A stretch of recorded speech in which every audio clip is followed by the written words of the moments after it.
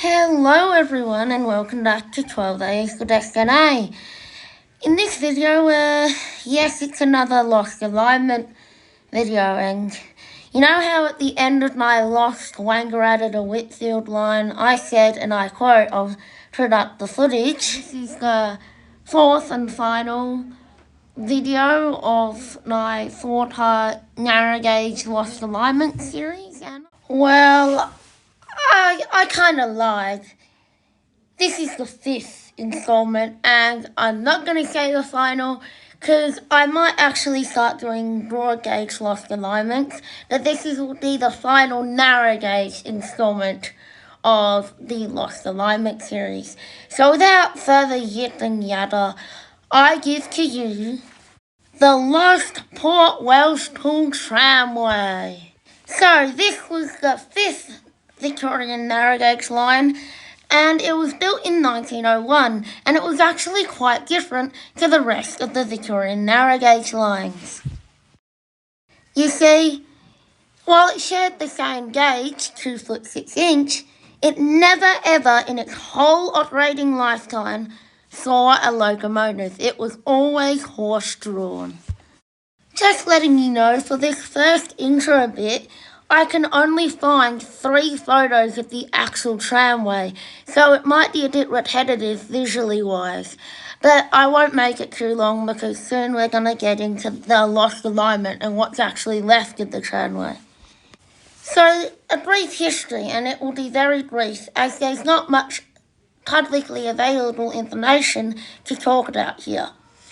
The tramway opened in 1901 and was in Port Welshpool's broad gauge railway yard. The broad gauge line went all the way down to Port Elder and Woodside. It would pick up a couple of passengers, but mostly goods from arriving trains, and ship it down to the Port Welshpool jetty. The tramway actually ran along the middle of the jetty. It would also bring back fish from the jetty to load onto trains that were going towards Melbourne. It was decently used in its early years, but by the late 1920s and early 1930s, there were just far better options for transshipping passengers and goods between the two areas. Horses could only pull so much, and they were very needy, needing food, water, and much attention, whereas trucks didn't need any of these, maybe a little bit of attention to keep it running. This, along with the fact that Port Welshpool itself was sort of dying and its fishing industry was not as big anymore, this really impacted the tramway, and most of its horses were sold as well as its carts. It operated sparingly with a couple of horses until 1941, when it was decided to just close the tramway. There was no farewell or special event or anything. Services just stopped and the tracks were pulled up. So now, let's take a look at what's left of the old Port Welshpool Tramway that ran from Welshpool to Port Welshpool. The line, as already mentioned, branched off from Welshpool's railway yard and went southwards towards Port Welshpool along open fields.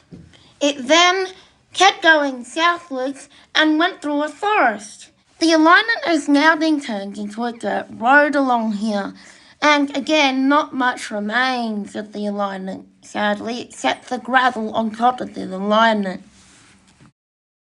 It then approaches Port Welshpool's town, where it curves along the outskirts of it to come down to Port Welshpool's fisherman jetty and the marginal wharf. Located at the marginal wharf was a loading area where lots of goods sheds were, and there were also lots of sidings here. This is where lots of the goods and fish would be loaded onto the trams and goods loaded off the trams. Now, I can't be sure, but I think this is where this photo was taken at the marginal wharf unloading point, because in the background behind the horse you can see the island. And you can also see all the goods sheds and everything where all the goods and fish would be stored. And also the open, gravelly area around it. Just hints out where it is. However, I cannot be sure of this, So take this as a grain of salt. I'm just theorising that I think this is where that photo was taken. The line also went out onto the Port Welshpool fishing jetty, where fish that had just been fished out of the water could be directly loaded into crates and then put on trams to be taken back to Welshpool. Here's a picture of the track going onto the fishing jetty. It was just on top of the wood and had no sleepers, and it was just bolted down to the jetty. It went all the way along to the end of the jetty, and you can see all the fishing yachts. Then that's it.